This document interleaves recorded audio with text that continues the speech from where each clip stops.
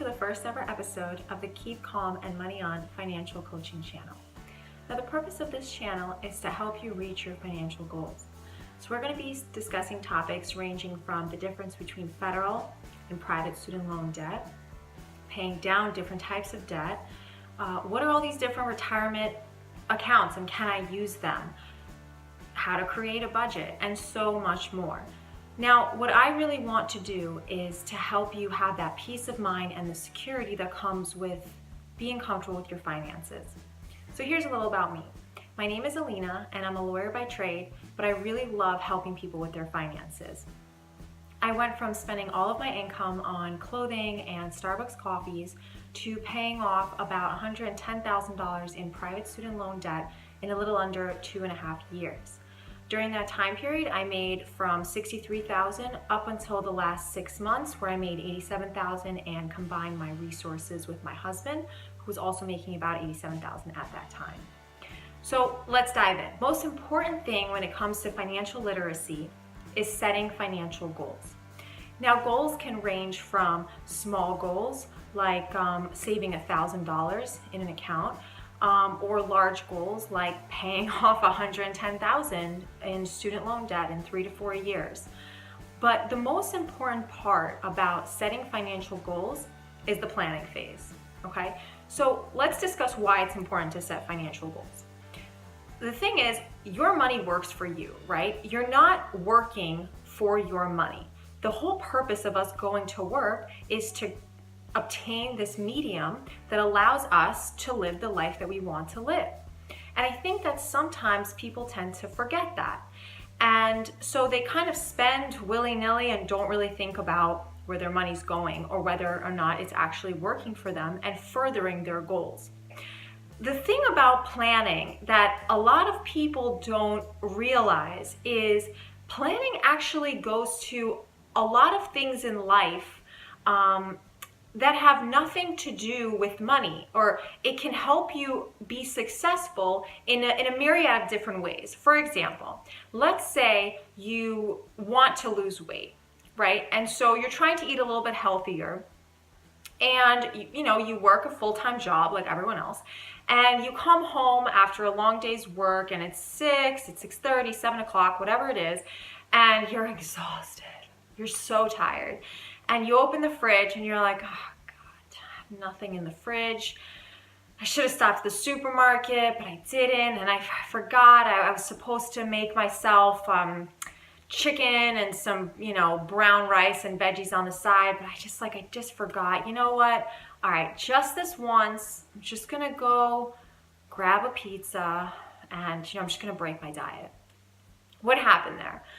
Your inability to plan for the week, to plan your meals. And I'm not saying you have to be like a bodybuilder and you have to plan every single meal. No, just do you go to work 5 days a week? Probably, right? Do you have to eat dinner every single night after you come home from work? Probably, right? That's not a new thing. That's not a surprise. You can certainly plan for it. Go to the store the Saturday or the Sunday before when you have time and think about what you might like to eat that's sort of a healthier alternative to what you normally eat, and buy those things and then cook them, right? Or maybe get prepared food if you really don't like to cook. It's all about that planning. And then when it comes to, let's say, saving money, for me, this was a big thing. When I had to start cutting down my expenses in order to really accelerate my ability to pay off my loans, what happened was I had to cut out eating out, right? And I think that goes for a lot of people, is that you really don't realize how often you actually eat out until you sort of chart it down and you're like, oh my God, did I really just spend $400 a month just on eating out alone, like on top of the grocery bill? And so cutting that out kind of made me realize that, and now I'm saying to myself, okay, so now that I don't have eating out as plan B because I'm really trying to save money, what do I have to do? Again, easy, plan, right? You go to the store on Saturday or Sunday, you buy what you need to buy, you make dinner, you have leftovers, and there you go. Okay, so planning is that first aspect when it comes to really achieving the financial goals that you set. The second and really, really important aspect is delayed gratification.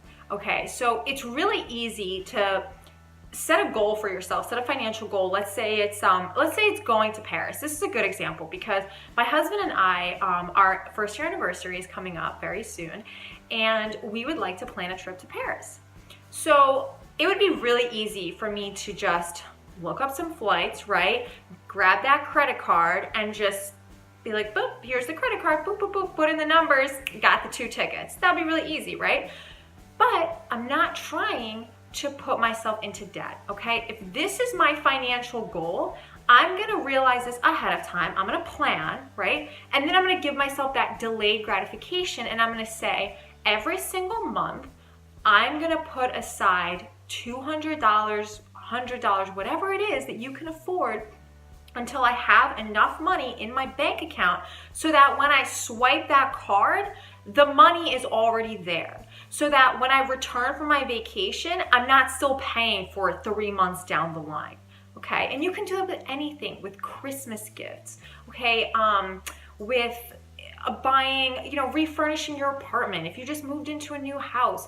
I mean, things don't have to be an emergency and they don't need to be put on a credit card, okay? So the delayed gratification thing, the best part about that is that very often when you don't just impulse buy, you might start to realize that you actually don't need or don't want that thing that you thought that you did. When you give yourself some time to truly think about it, you start thinking I don't really need it, or maybe I could find a cheaper version, or maybe I could find a used version and fix it up, or really maybe I just don't need it at all. Maybe it was just going to be an impulse buy. And so that's when you start to see kind of the needle moving on whatever your goal is. So the important thing about delayed gratification too is understanding opportunity cost. Now, what is opportunity cost? That's when you think about what your financial goal is and you're faced with a purchasing decision that's completely irrelevant from your financial goal. And for example, the takeout, right? Let's say I want to go to Paris with my husband for our 1-year anniversary, but tonight I come home and I'm tired and I don't really have anything to eat, and we decide, let's go get sushi, right? Let's go for takeout. So we spend $50 or $60, but before I spend that money, I think to myself, will this defer, or will this somehow decrease my ability to pay for that Paris trip in time before I need to buy the plane tickets? And that right there is the opportunity cost. And look, more often than not, when it comes to, small purchases like that, the answer is probably no, probably not, right? Maybe it'll delay it by a few weeks, maybe a month. It's not going to be catastrophic where now all of a sudden, you've just totally dipped into your savings and now you can't go for another year or so. It's not going to be like that. But truly ask yourself, have you been in that situation where you ask yourself that opportunity cost question a lot, a few times a day? Oh, I ran out of the house, I didn't have time to have coffee, I'm just gonna pop into Starbucks real quick. And you're standing in line waiting to pay for your $4 drink, and you see a muffin, you're like, oh, that looks really good, and I didn't really have breakfast this morning, I'm just gonna get that. And now you spent probably $6 or $7, and then your friends at work, your colleagues invite you to lunch, and you're like, oh, well, I didn't bring my lunch today, I just didn't really have anything in the fridge, and I ran out, so all right. The day is over and you just spent $30, something like that, right? And that adds up, right? Doesn't that add up? And that right there is your opportunity cost.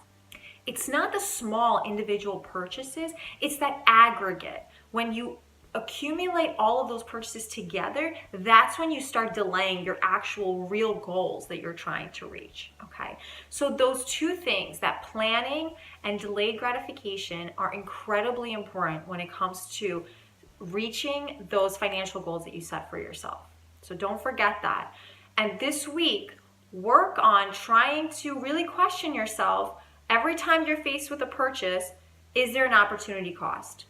If this item or this service truly brings you value, please, by all means, get it. I'm not about sucking joy out of your life, But if you genuinely answer that question with, yeah, I mean, I don't really need this, and now that's $20 that's not going to go towards my Paris trip or my bedroom set or not living paycheck to paycheck, saving up an emergency fund, then that's where planning comes in and becomes very important. Okay. All right. That's it for today. So subscribe to my channel, rate, review it. Please leave some comments. Let me know things that you might want to talk about. Again, the most important thing for me is for you to have that peace of mind and security with regards to your finances. And stay tuned. I'll see you guys next time. We have a lot of really cool things to talk about. And don't forget, keep calm and money on.